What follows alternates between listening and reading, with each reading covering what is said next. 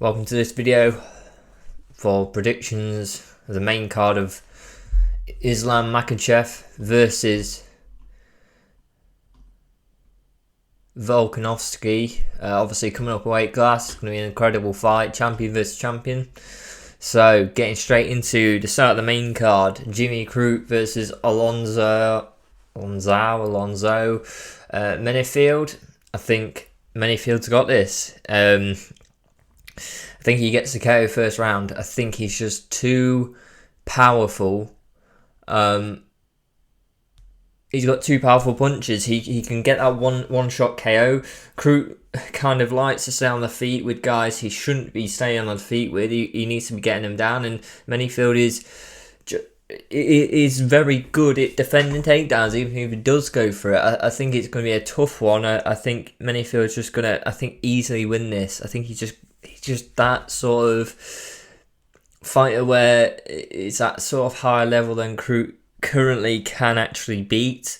He's just a lot better at the stand-up, has that one-shot KO power, and it can't, I don't think it's going to be easy for Crute to get into the ground either. So I think it's round one KO or TKO, and that's really it for the first fight of the main card.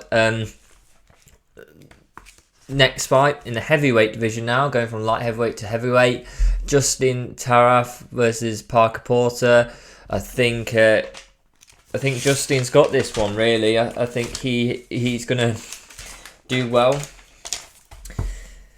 He's got a good takedown defense. Justin has, and I think will mean it's unlikely Porter gets a takedown, which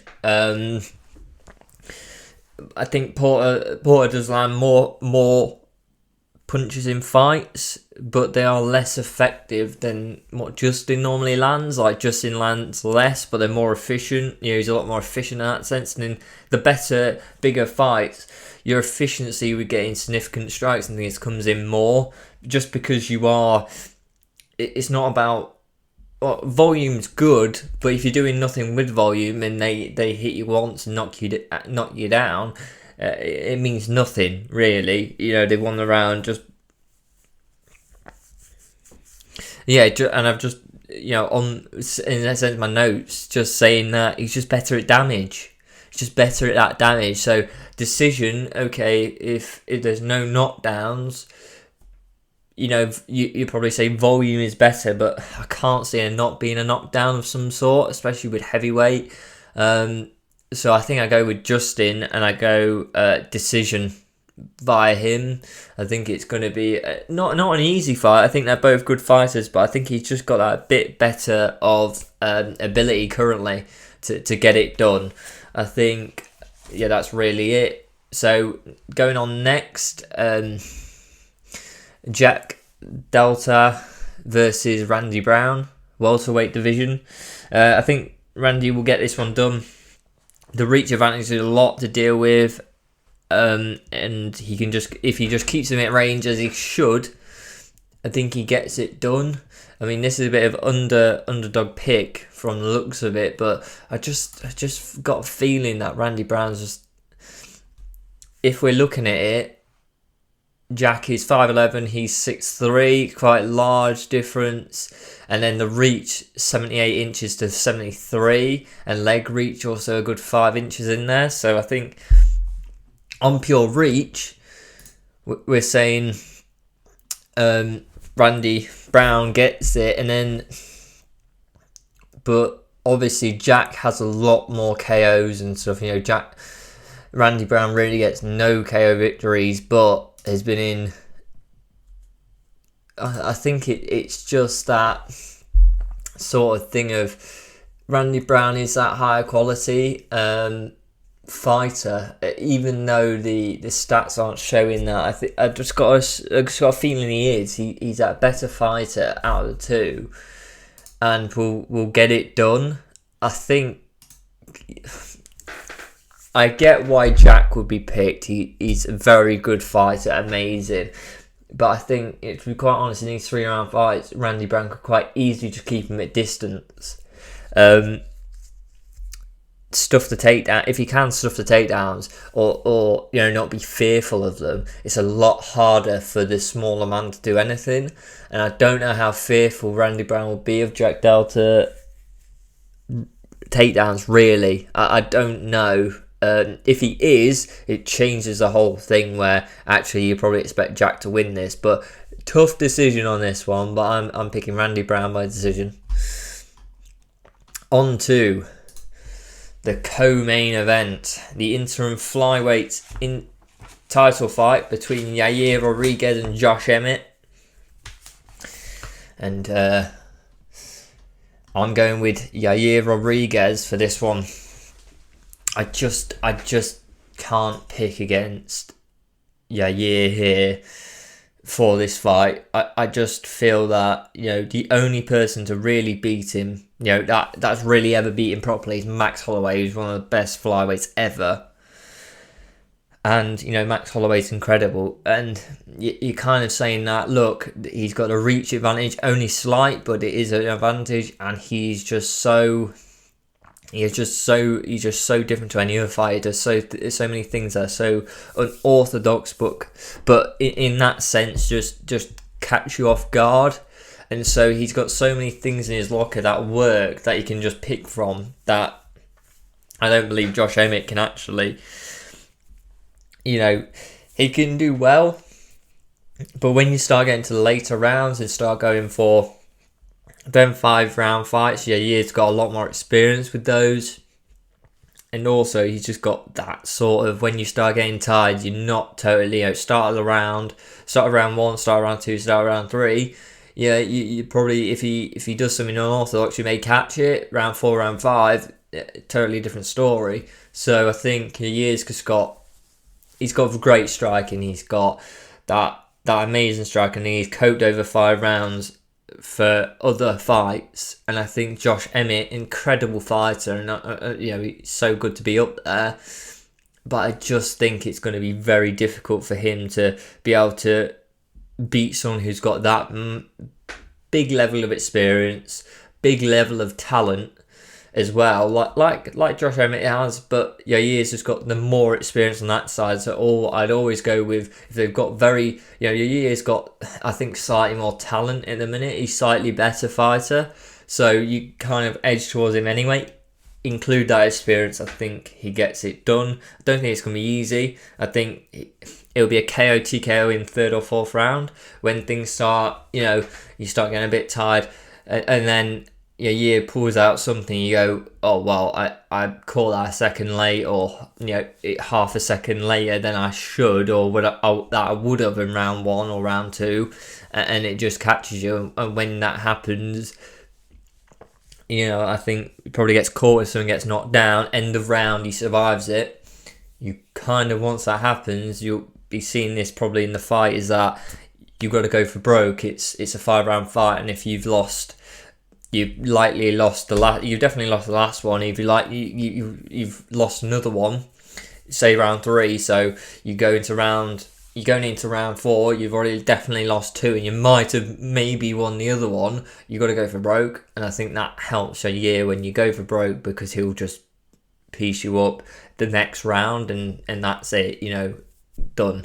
So I think Yair gets it done. Round 3 or 4 KO TKO. But Josh Emmett will be a good fight, and if he gets it done, fair play. I think Yair is an incredible fighter. So I think if Josh Emmett got this done, it shows what type of quality he is in that division. Really stamps his name on that top end of that division. Now getting on to the main event in Islam Makhachev versus Alexander Volkanovsky. I'm going for Islam to do this. He's just... They're both incredible fighters, but you got to think, like Israel Adesanya, and when he went up to light heavyweight, an incredible fighter, and amazing, the best fighter in his division at the time, and there's no question at the time of that, goes up the difficulty he found with being with much bigger guys, because he cut down to the weight class below. The other people are cutting down to the light heavyweight. So I think this is like the same, where Islam Makhachev is cutting down to lightweight, whereas Volkanovski is cutting down to featherweight. So it's sort of like, well, look at the height difference. Look at the reach. I mean, is actually in favour of Volkanovski, weirdly, but the leg reach isn't. So in Islam Makhachev, when you fight him, it doesn't matter. He pieced up Charles Oliveira, so it doesn't matter about your reach. I think you being the smaller guy is going to really affect it, because he's going to manhandle you a lot easier. I just think Islam Makhachev is an incredible fighter. He is that level of Khabib again. I never thought that when Khabib retired, it could happen again. Even with his training partner, Islam Makhachev, he said, "Oh, he's incredible" and things. Never thought it could happen, but it has. He is incredible, and I think Volkanovski is incredible, but he's incredible at the lower weight class. So you go up, you're much more beatable. And I think against the best currently, Islam Makhachev, sort of Khabib, you got to think, with Khabib, would you ever say Volkanovski could beat him at Khabib's weight class? No. So you're saying the same thing here. It's not really, it would be an incredible fight. It's not going to be easy. Volkanovski will give him a fight, because he could be one of the top contenders in that division. But with Islam Makhachev being there, it's just so much harder. I think Islam Makhachev submits him within the 5 rounds, probably round 3. I'm expecting a round 3 finish, submission. The weight, the cut down, I think it's just, you can bulk up more, but you're 5'6" compared to a 5'10" guy, no matter what. If you were even sitting at your own weights, not thinking about cutting down and things, he's the bigger guy and taller guy, and you're not fighting people that sort of level of pure wrestling, pure domination on the ground that Islam Makhachev, the Khabib are. It's just a different level of putting you down on the floor and just making, every time you saw Khabib take people down. Islam Makhachev, even with Charles Oliveira, a lot of people, I think, maybe forget after he's been beat by Islam, is that he would actually get hit by Justin Gaethje. He would go down, and then he wouldn't be followed down because everyone was so scared of what he could do on the ground. And Islam Makhachev beat him decisively. I just don't think it's possible that Islam doesn't win this. To be quite honest, I think it's Volkanovski, a great fighter. I don't think it's going to be a walk in the park, round 1 or round 2. But I think the size, the experience of being in that weight class is going to show in Islam. And it's going to really, this fight has really been made just because, look, Volkanovski hasn't got any contenders really in the weight class below at the minute. Currently, they're kind of waiting for people to fight it out and just figure out who the next contender is, really. They don't want to keep beating guys down with Volkanovski just beating them constantly. They need to start building up people. So this is kind of why this fight, I think, has been made. But I think Islam, then where does he go on to? I think it's going to be tough for him. I think they need other contenders in there. But I think incredible fight, and it's great to see Volkanovski, because he's so game to fight people and he's so game at being the best. I want to beat everyone. That it's going to be a good fight. I think it's good level of respect between them two, and I hope it's a good fair fight. And if Volk does it, and that is the question: is he the best of all time in pound for pound? Is he the best of all time pound for pound? Not all, maybe not all the time. I think there's a question, but he's definitely in the contention for it.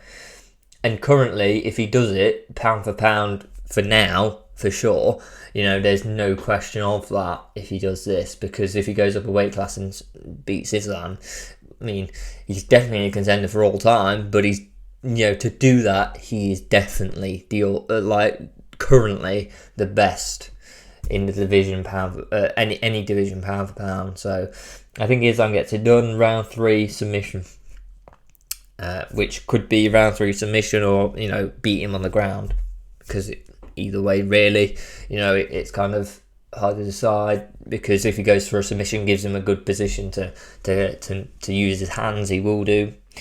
But yeah, that's my predictions. Please let me know what you think down below. I'd like to obviously know what you think about the fights, and I think it's going to be an incredible card. And yeah, I'll see you in the next video. Please like, subscribe, and I'll speak to you next time.